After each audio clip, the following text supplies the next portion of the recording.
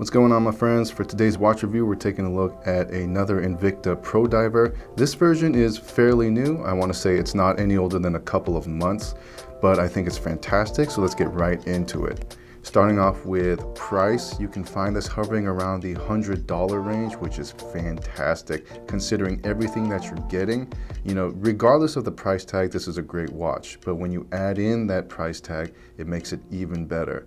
Unfortunately, because of that fantastic price tag, I want to say it's pretty much sold out everywhere you're looking. So if you can get your hands on one, good on you. Now moving on to the case dimensions, I'll have those on the screen for you. Feel free to pause at any time.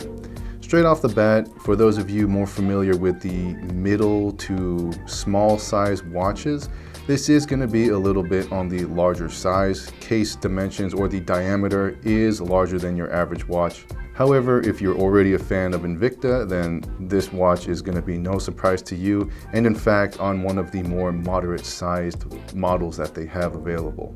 On the wrist, I have no complaints. It wears very well. It's a beautifully wearing watch. I feel like the weight and how it's proportioned is just fine for day-to-day use. And side by side with the Seiko Samurai, you will notice that it is larger. So even though this is an obvious homage to the Seiko Samurai, it does give you a great level of variation. If the Samurai, maybe a little bit too small for your comfort, this is a great alternative. Now going over some general information or functions about the watch. Starting off at the very top, we do have a 120 click unidirectional bezel. It's not bad, nor is it good. It is functional, it operates just fine, but in my experience, I would say it's middle range. It's not something you're gonna write home about, but it does work. And it also lines up perfectly. Moving inside of the bezel, the crystal is a flame fusion crystal with a magnifying cyclops right there. Unfortunately, I'm getting kind of sick and tired of flame fusion. I do think that it is time for Invicta to evolve into just standardizing sapphire across the board.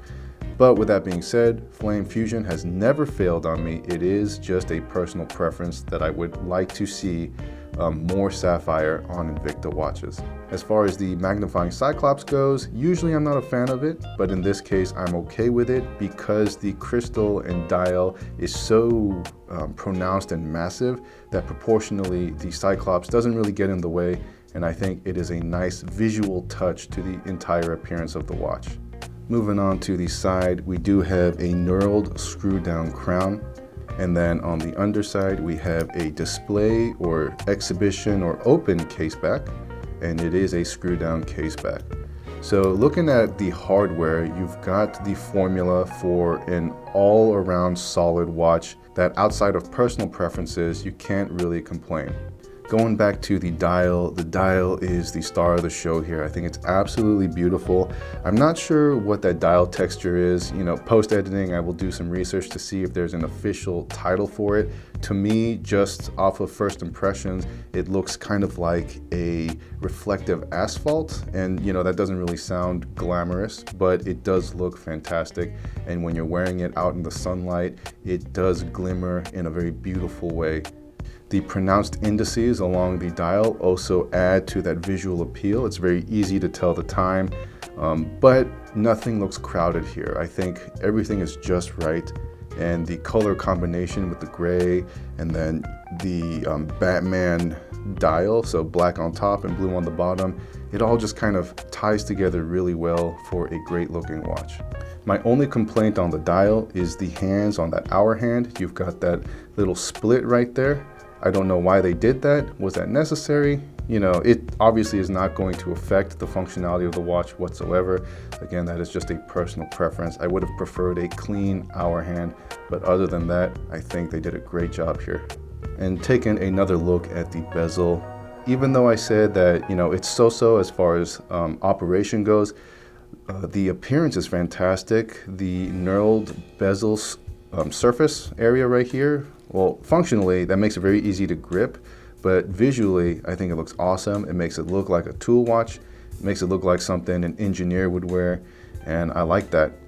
They copied the same style from the original Samurai, and I think that was a great idea. You know, it worked for the Samurai and it's working for the Pro Diver. And then to the crown, the screw down crown is great. It operates just fine. The threading is tight. Nothing about it feels sloppy. And when it is out in the open position, you know, it's not cheap feeling. It just feels like a good, solid crown. And hand winding it and adjusting the time and everything all feels purpose built. Screwing it back in is also an easy affair.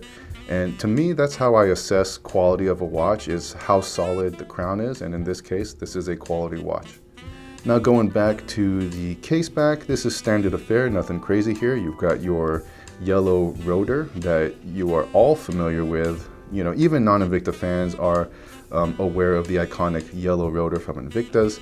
It's a proven formula, and in this case, here it is again. Really nothing to say about that. It's a good looking Caseback, very standard, no complaints. Now taking a look at the bracelet, I think it's fantastic. It's mostly brushed with some slim polished center links, but I like that because the minimal amount of polish on the center links really accents the brushed finishing overall, and that's just a style that really resonates with me. As far as the clasp goes, it's just a standard stamp steel clasp, fold over deploying clasp. No push buttons, it's just a hook latch. But a lot of people are going to complain about stamp steel clasps. I actually really like them, and the fact that there's a little bit of, not texturing, but there's some structural differences here. It gives it like a good look that I really like. And this is as simple as it gets, and simple is not bad. Simple means that it's reliable and it works. You've also got a safety tab here, so really it's a reliable, simple, good looking clasp. You've got the Invicta logo right there, giving it that Invicta character, and I also really like that. All in all, this is a solid bracelet. You've got solid end links, solid links all around, and then the adjustment system is beautifully simple with the cotter pin system, so no complaints there. Now moving on to the overall fit and finish, I think it's great. Brushed mostly throughout the entire case with some highlights of mirror polish, but it's not invasive of the overall brushed finishing, and I like that. As an everyday kind of tool watch, maybe beater watch, it is fitting in this style. I like how on the bezel surface, the numbers and markings are a little bit polished, so it does give that reflective finishing that meshes well with the dial surface, and then also the case sides, and then, you know, the knurl texturing on the crown. Everything just ties in really good together. It's a very fun watch to look at while you're out in natural light. And I almost forgot to cover the lume. Lume is great here. You know, it's an Invicta watch. Invicta is not known for superior lume, unfortunately. But in this case, as far as Invicta lume standards go, I'm gonna say that this is on the upper level of that. So, you know, upper level for Invicta, lower level for, you know, if you're used to like Super Luminova, then it's definitely not gonna be up to that standard. But it is better than your average pro diver. The color of the lume is nice and fitting with the overall color scheme of the watch. And now just going over my overall thoughts, I think it's pretty clear that I like it. It is a fantastic watch, and for some people the Seiko Samurai is just a little bit outside of their comfort range as far as price goes, not because they can't afford it, but just because most people aren't like us crazy watch addicts. You know, spending $100 is the apex of their comfort level. So to that end, this is a fantastic choice. You're getting a clean looking watch with a proven movement and H35. You really can't go wrong with that. It's simple, easy to maintain, easy to replace, and then on top of that, the exterior packaging is just very good looking, very fun to look at. You can't go wrong with that. Everything about this watch has the components of a solid ass watch, and that's all I gotta say for now.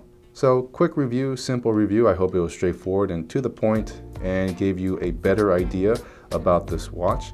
I always appreciate you guys viewing my episodes, and I hope you guys have a great holiday, and I'll catch you guys on the next episode. Bye.